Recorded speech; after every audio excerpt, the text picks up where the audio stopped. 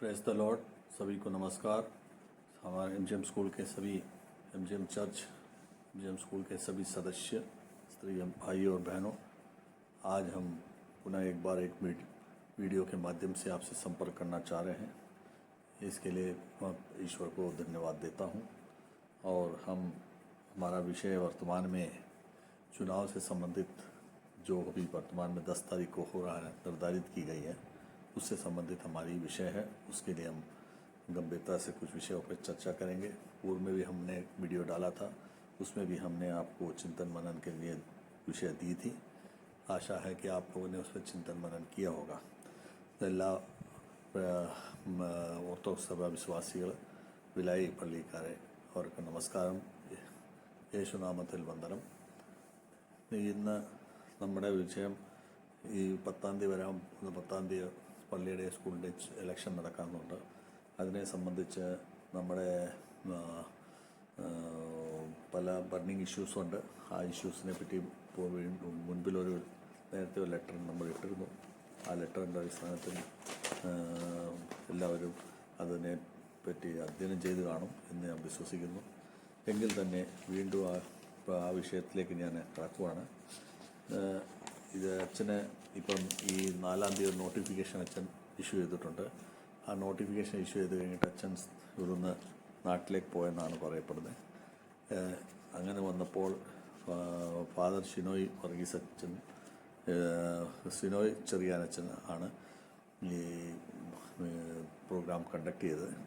അതിനെ സംബന്ധിച്ച് ഞാൻ നേരത്തെയും പറഞ്ഞല്ലോ, അദ്ദേഹത്തിന് ഇത് ഒരു ആദ്യമായിട്ടുള്ള പരിചയമാണ്. ഇപ്പോൾ അതിന് കാര്യമായ അദ്ദേഹത്തിന് അതിൻ്റെ അറിവുകളില്ല. അതനുസരിച്ച് പല തെറ്റുകളും അദ്ദേഹത്തിന് സംഭവിച്ചു.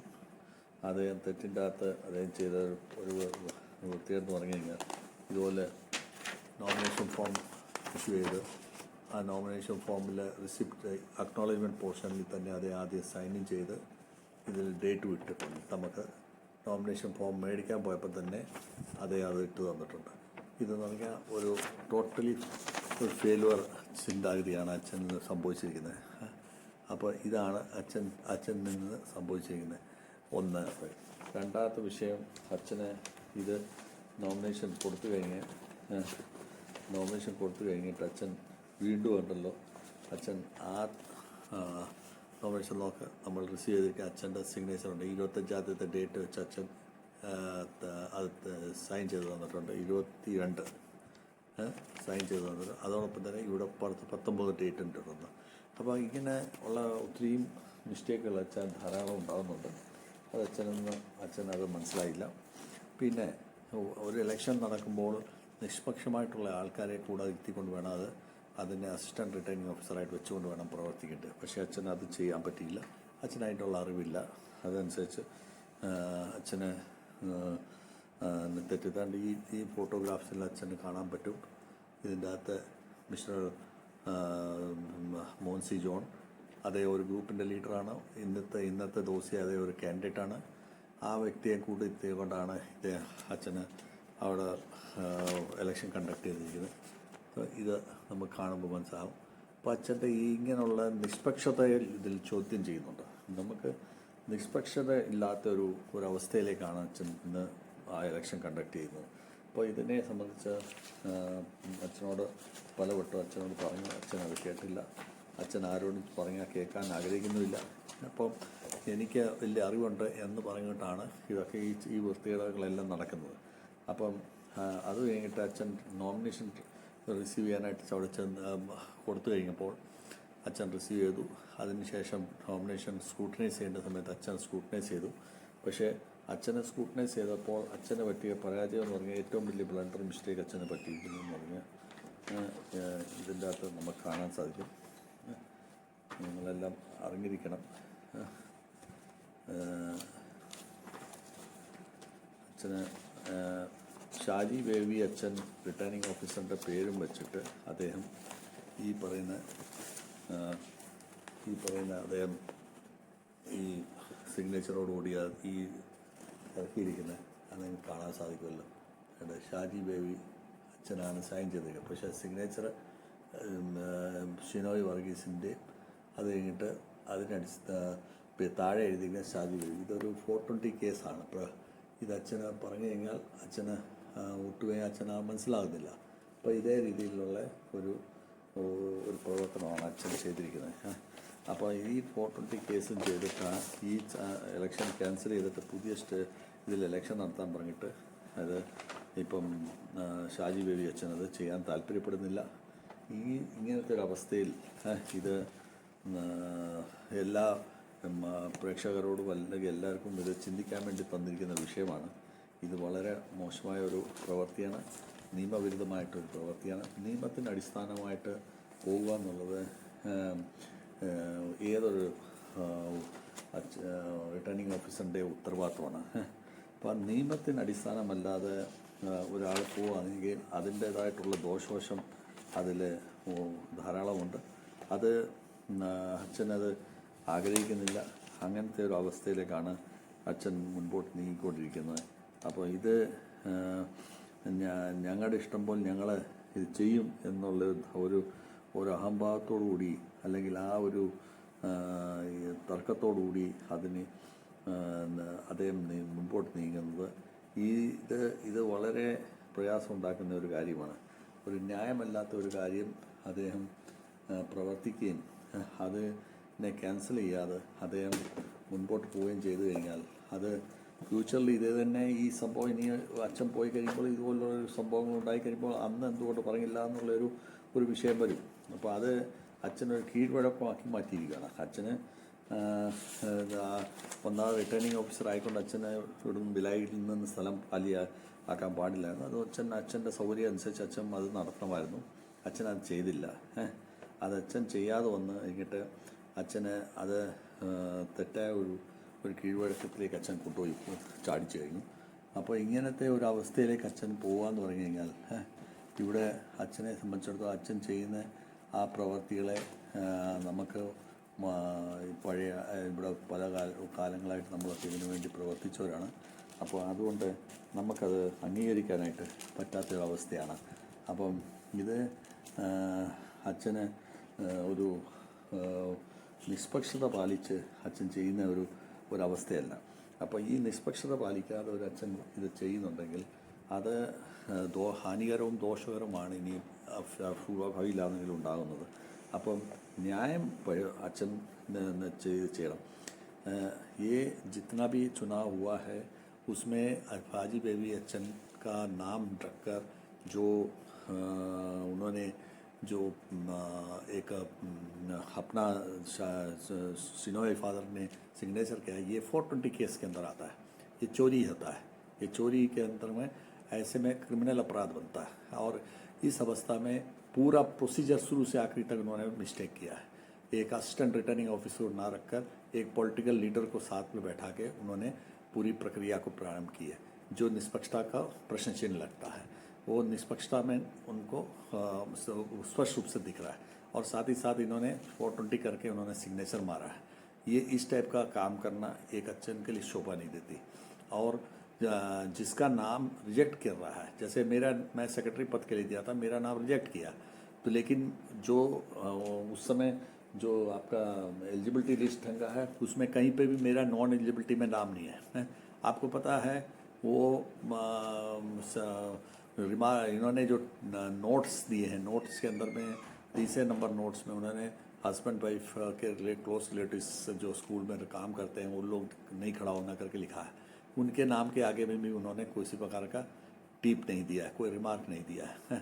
उसी प्रकार 7वां नंबर क्लोज में उन्होंने लिखा है जो अकाउंट्स नहीं पढ़ा उन लोगों को जो है ये नहीं करना है, मतलब उनको इलेक्शन में नहीं खड़ा करना है. कितने लोगों यहाँ पे अकाउंट्स 20-25 लोग अकाउंट्स नहीं पढ़े. 20-25 लोगों के नाम के आगे में इनको लिखना चाहिए कि जिस प्रकार से नॉट एलिजिबल फॉर स्कूल करके जब स्कूल स्टाफ के सामने लिख सकते हैं तो वैसे ही उनको लिखा. अभी मताई वर्गीस जो है वो भी अकाउंट नहीं पढ़ा था, उनका नॉमिनेशन कैसे एक्सेप्ट कर लिया. तो ये पूरी तरह से इलेक्शन वायलेशन है. और ऐसे इलेक्शन वायलेशन को वो न्यायपूर्ण ढंग से इन्होंने काम नहीं किया है. कुल मिला के ये जो है ये अव्यवस्था की स्थिति है. तो ऐसी अव्यवस्था की स्थिति में इनके द्वारा ये काम करना ये एक जो है सरासर अन्याय है। और जो काम हो रहा है इससे जो है हमें हमें जो ये समझ में आ रहा है कि पूरी तरह से कि ये किसी भी रूप में हमको जो है मतलब उसको समर्थन नहीं कर सकते हैं। तो साथियों ये एक बहुत महत्वपूर्ण विषय है और इस विषय को उन्होंने हमसे कहने के बावजूद भी जो अच्छन के द्वारा जो है उस पर कोई ज्ञान नहीं दिया गया है। और उसी प्रकार आपको मैंने पूर्व में भी बताया था, अभी भी मैं बताना चाहता हूँ कि देखिए यहाँ पे जो कैंडिडेट्स खड़े हैं वो कैंडिडेट्स जो हैं जिन्होंने जो स्कूल में से पैसा लेके गए हैं लेकिन वो आज तक वो पैसा रिटर्न नहीं दिया ना, उसका हिसाब दिया है। जब स्कूल कमेटी में रहते हैं तो जो भी जवाबदारी आपको दिया जाता है वो जवाबदारी को पूरी तरह से निभाना है, लेकिन यहाँ जवाबदारी को निभानी है। जवाबदारी यानी परमेश्वर के काम को पूरी तरह से निपुणता के साथ काम करना।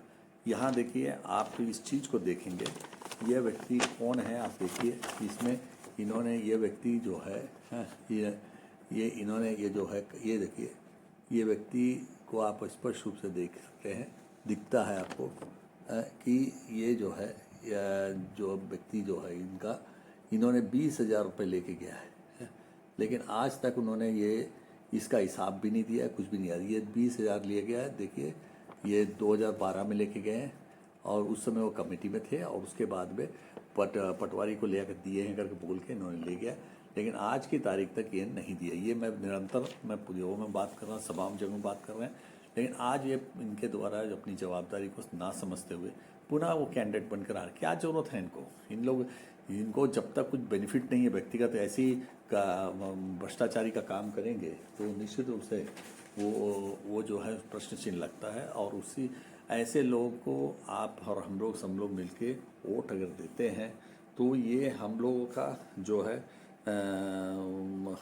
एक तरह से पाप है और इस पाप के लिए हम लोग सब भागीदार हो रहे हैं।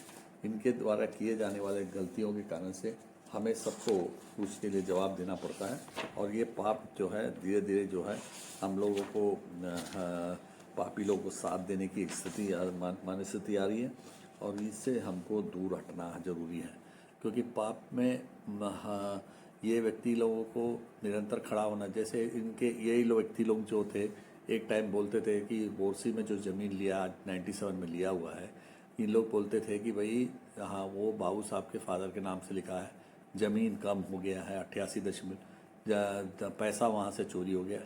कहाँ गया वो सब चीज़ें? आज पैसा भी मिल गया, ज़मीन भी मिल गया, बाबू साहब के नाम फादर के नाम से लिखा गया वो ज़मीन आज बाबा दिरमेनी के नाम से इन लोग कर दिए। तो कहाँ ये बात थी? ये बात सच नहीं थी, लेकिन अनावश्यक दुष्प्रचार इनके द्वारा किया गया जो पवित्र बाइबल के हिसाब से सही नहीं है। तो हम लोग पाप के अंदर में गिरकर हम लोग जो हैं जितने एक अनुशासन को तोड़ते हैं जो यहोवा के द्वारा हमें एक अनुशासन दिया गया है उसको हम लोग तोड़ते हैं। ये तोड़कर हम लोग जो है अपने आप को ये सिद्ध करने की कोशिश करते हैं कि हम सबसे होशियार हैं। ये होशियारी हम लोग दिखाते हैं और ये हमेशा के लिए हम लोगों के लिए एक हम अपनी जो सफलता है समझ रहे हैं वो टोटली विफलता में जा रही है। और इसके कारण से आज वहाँ जो स्कूल नहीं बना है वो स्कूल नहीं बनने के कारण यही व्यक्ति जो खड़े हैं, इनके भाई साहब हैं, इनके पिताजी हैं, ये तमाम लोग इसके जिम्मेदार आदमी लोग हैं। ये हमको सबको पता है। तो कहानियाँ तो ऐसे व्यक्ति जो गैर जिम्मेदाराना काम करते हैं, क्या आप उसको वोट देंगे? क्या उसको आप ले आएंगे? जिन्होंने आज तक 20,000 रुपये का हिसाब नहीं दिया, 20,000 रुपये लेके गए हैं, ये क्या किए हैं? अभी किसी ने बोल रहा था कि भाई वो तो पैसा जमा कर दिया है।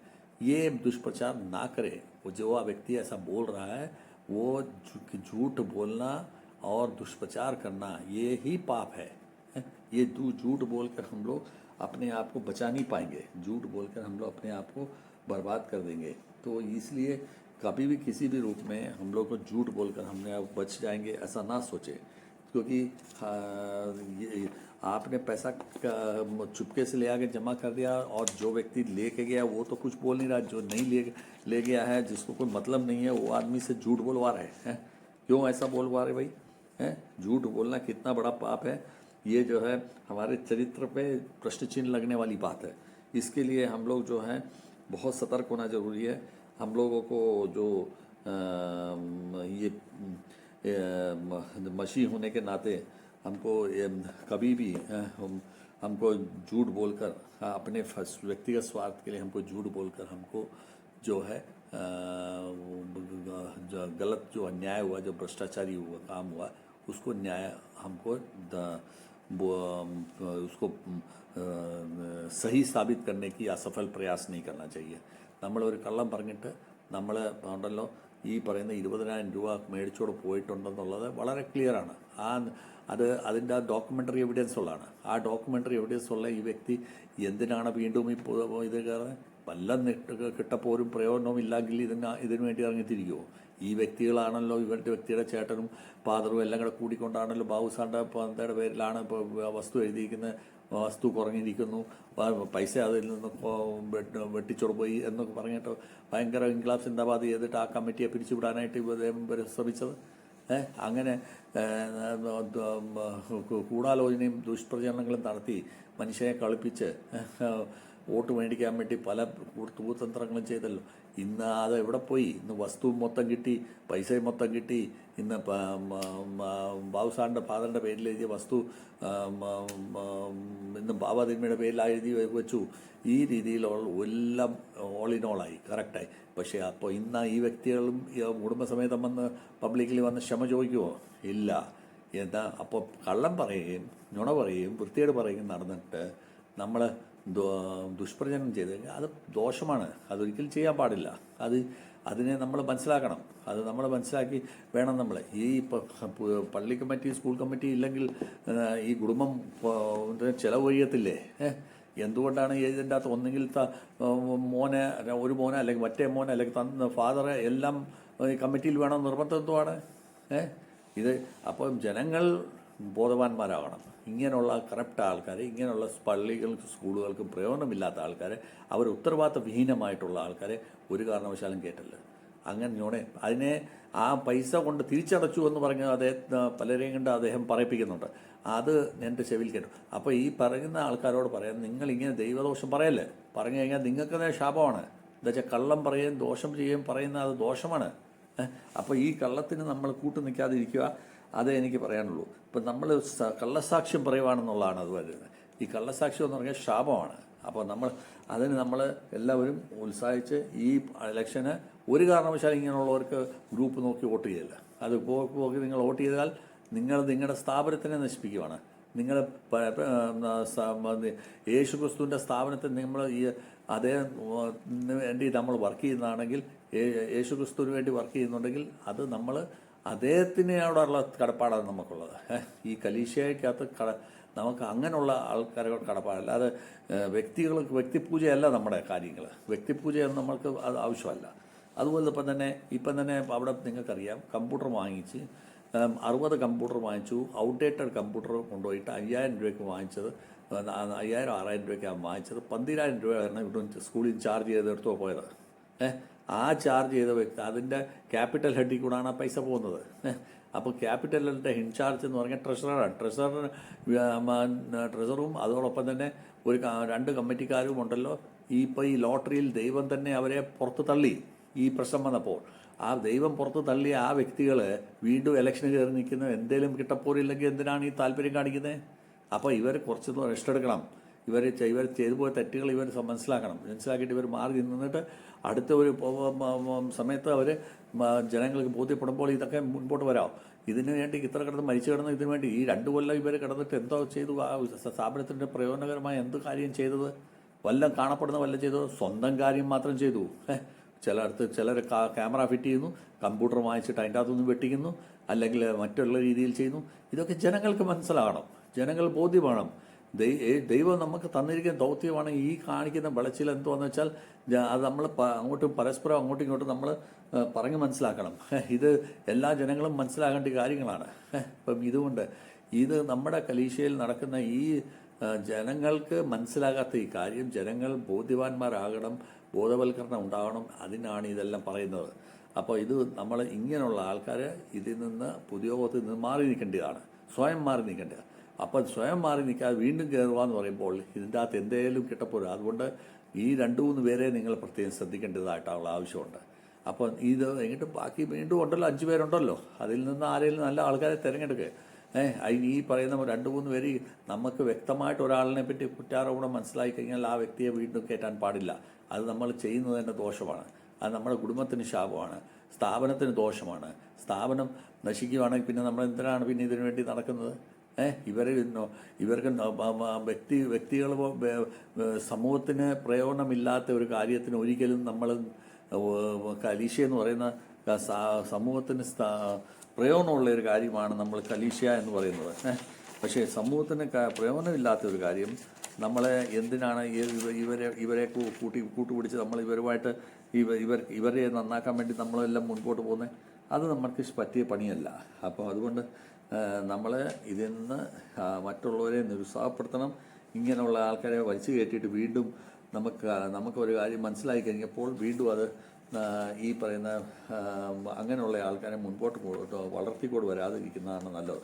അത് സ്ഥാപനത്തിനും എല്ലാവർക്കും നല്ലതായിട്ടുള്ള ഒരു കാര്യമാണ്.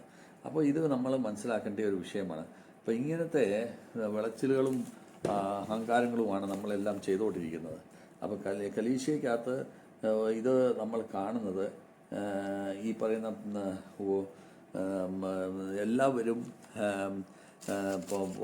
സംസാരിക്കുമ്പോഴും പ്രവർത്തിക്കുമ്പോഴും എല്ലാം ഭംഗിയായിട്ട് പറയും. പക്ഷേ കയറി കഴിയുമ്പോൾ നമ്മളിത് ചെയ്യുന്നത് ഇപ്പം തന്നെ അവിടെ ഇരുന്ന ആൾക്കാരെല്ലാം അവിടെ സർട്ടിഫിക്കറ്റ് ശരിയല്ലാത്ത ആൾക്കാരെ പിടിച്ചു നിർത്തി അവരെ വീണ്ടും അവരെ ഇതിൽ പ്രിൻസിപ്പളായിട്ട് എടുക്കാൻ നോക്കുന്നു. ഇപ്പം അവർ ഉണ്ടല്ലോ വീണ്ടും ഉണ്ടല്ലോ അവരെ അങ്ങനെയുള്ളവരെ ഉണ്ടല്ലോ PGT ആയിട്ട് എടുക്കാൻ നോക്കുന്നു. ഇതൊക്കെ എന്ന് പറയുന്നത് ഒരു കമ്മിറ്റിയിൽ കയറി ഇരുന്ന് കാണിക്കുന്ന വിളച്ചിലുകൾ എന്ന് പറഞ്ഞു കഴിഞ്ഞാൽ ജനങ്ങൾ കാണുന്നില്ലെന്ന് വിചാരിക്കേണ്ട. നമ്മുടെ കലീശ ഉത്തമ കലീശ ആയിരിക്കണം, നമ്മുടെ ചർച്ച വളരെ ഉത്തമമായിരിക്കണം. അതിനുവേണ്ടി നമ്മൾ ശ്രമിക്കണം. हमें अपना कलीसिया को विकास करना है, हमें अपने स्थापनों को विकास करना है. आप देखिएगा प्रेरितों के काम चैप्टर 19 का आप 32 को आप पढ़ेंगे तो आपको उसमें देखने को मिलेगा. क्या लिखता है? वहाँ कोई कुछ चिल्लाता था और कोई कुछ क्योंकि सभा में बड़ी गड़बड़ी हो रही थी. वहाँ कोई कुछ चिल्लाता था. ജസ്റ്റ് നമ്മൾ എല്ലാ പള്ളിയിൽ പോയി അവിടെ കിടന്ന് വാവയ്ക്കുന്നുണ്ട്, നമ്മളിപ്പോൾ പറയുന്ന വാവയ്ക്കുന്നുണ്ട്. അപ്പം എന്ന് പറയാം कोई कुछ चिल्लाता था और कोई कुछ क्योंकि सभा में बड़ी गड़बड़ी हो रही थी. सभा के अंदर में बहुत गड़बड़ी है, हमारे कलीसिया के अंदर बहुत गड़बड़ी है. और बहुत से लोग तो ये जानते भी नहीं थे कि हम किस लिए इकट्ठे हुए हैं.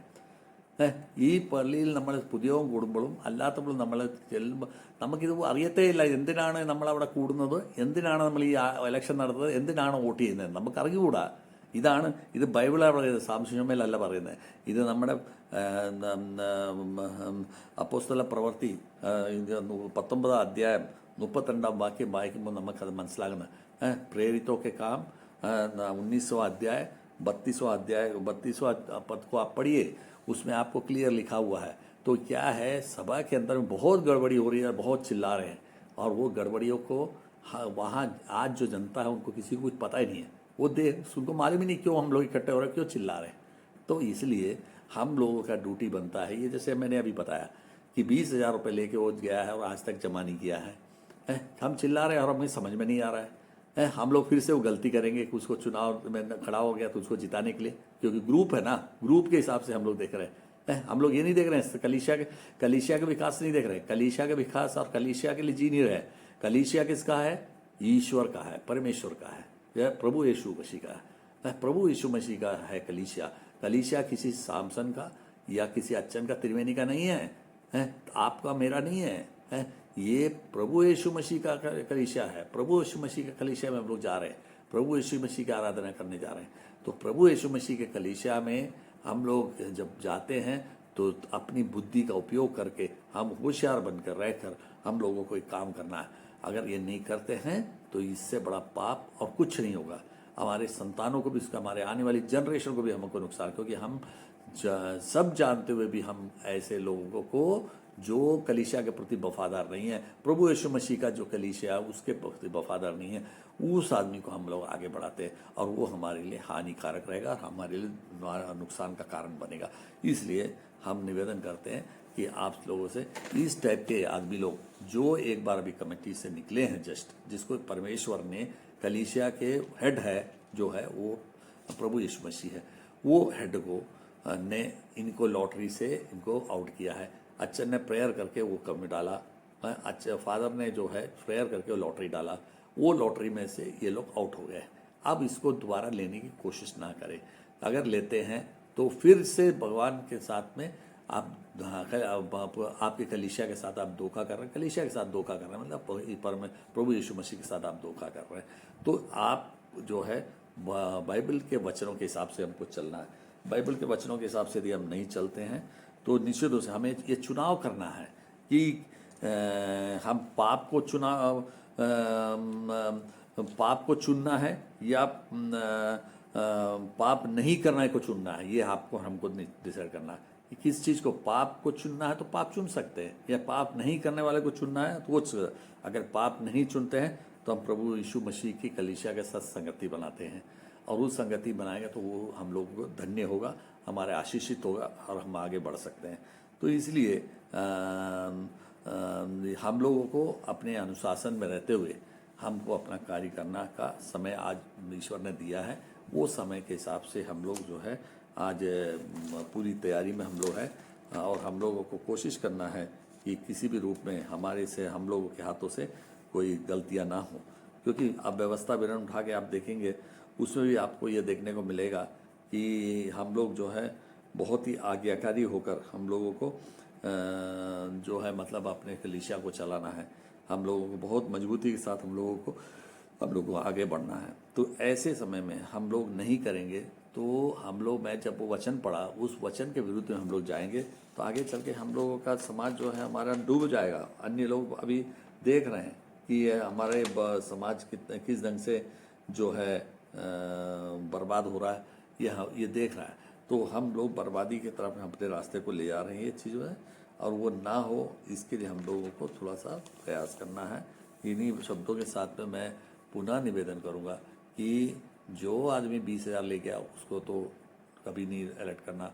उसके बाद जो आदमी अभी जो करप्शन करने के बाद ये लोग आउट हुए हैं अभी परमेश्वर के माध्यम से, उन्हें भी ना लेना है, क्योंकि उनको भी रेस्ट दीजिए उनको है। और तीसरी बात, फादर से मेरा रिक्वेस्ट है कि ये जो चुनाव है ये इलीगल चुनाव हुआ है और इसमें जो ईमानदार आदमी लोग हैं उनको आप ज़बरदस्ती उनका नॉमिनेशन निरस्त कर रहे हो, उनको ये सब तमाम गलतियों के त्रुटिपूर्ण चुनाव हो रहा है। त्रुटिपूर्ण चुनाव को उसे कैंसिल करके विधिवत नियमता आप जो चुनाव को पूरा करें, यही आशा के साथ में मैं सबको नमस्कार करता हूं और आशा करता हूं। मैं इसके साथ में आपको जो है मतलब वो 20,000 का वाउचर भी डाल के दूंगा।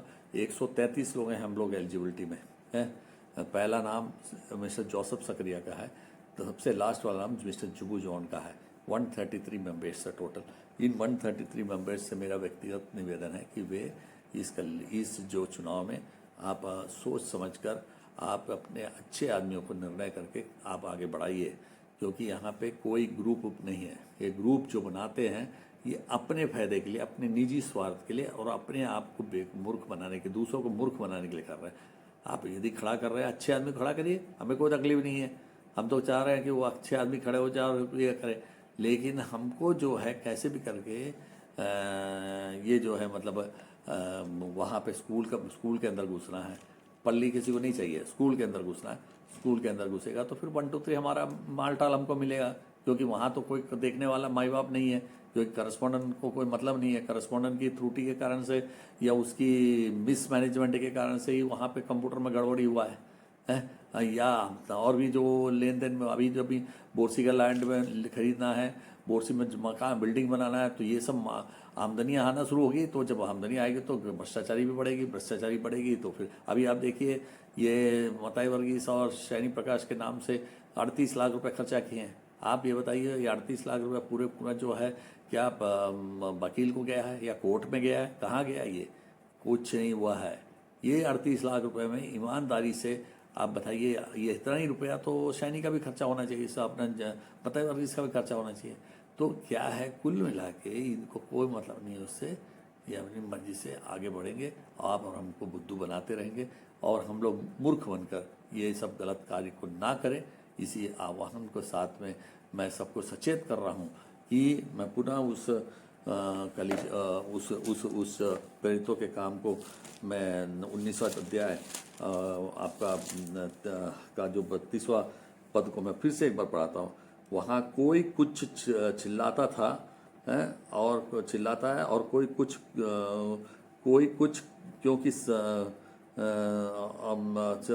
क्योंकि सभा में बड़ी गड़बड़ी हो रही है, हमारी सभा में भारी गड़बड़ी है, उसको सुधारना है हमको। और बहुत से लोग तो यह नहीं जानते कि हम किस लिए इकट्ठे हुए हैं, हम लोग ये किस लिए ये समाज में कलीसिया में इकट्ठे हो रहे हैं, हम लोग किसी को पता नहीं है। क्योंकि वो उस लिए हमको वो जब तक मालूम होगा तब तक यहाँ बहुत कुछ लूट मच चुकी रहेगी। इसीलिए मैं एक सीनियर मेंबर के नाते मैं आपको पुनः ये आग्रह और रिक्वेस्ट करता हूँ, मुझे किसी व्यक्ति विषय से कोई नाराज़गी नहीं है। जब मेरे खिलाफ में वहाँ पे क्रूशिका सामने क्रूशिका करके अन्याय ढंग से न्याय मेरे विरोध में जो न्याय है उसके बावजूद भी मेरे को आप लोगों ने एक बार दंड दिया, उसके अन्यायपूर्ण दंड दिया, उसके बावजूद भी फिर से आपने पता नहीं कहाँ से एक जनरल बॉडी डिसीजन लाया। 2010 में मेरा केस खत्म हो गया, अब 12 में फिर से लेके आ गए एक टोक, और किसके लिए बनाए थे वो जनरल बॉडी मिनट्स ये भी नहीं मालूम है, और मिनट्स की कॉपी मांगे वो भी नहीं दी है। वो उसको ला के तुमने मुझे हमें पनिशमेंट इम्पोज कर रहे हो, और उसकी कॉपी मांगने से आपको देने में हिम्मत नहीं हो रही है, ना अच्छन के पास है, ना त्रिवेणी के पास है, ना किसी कमेटी के पास में, ना तो वो ऐसा कर रहे हैं। तो हमने तो सहन किया, आपने क्या तो आज मैं बोल रहा तो उसको भी सहन करिए बड़े प्यार से भाइयों, और अच्छे से आप लोग उसको समझ के आप स्वयं होकर पीछे हट जाइए। यही मेरा आपसे निवेदन है, व्यक्तिगत मेरा किसी से कुछ नहीं है, लेकिन जो न्यायोचित ढंग से अभी बार बार मैं बोलते रहूँगा और आगे भी बोलते रहूँगा, आप लोग स्वयं होकर हट जाइए।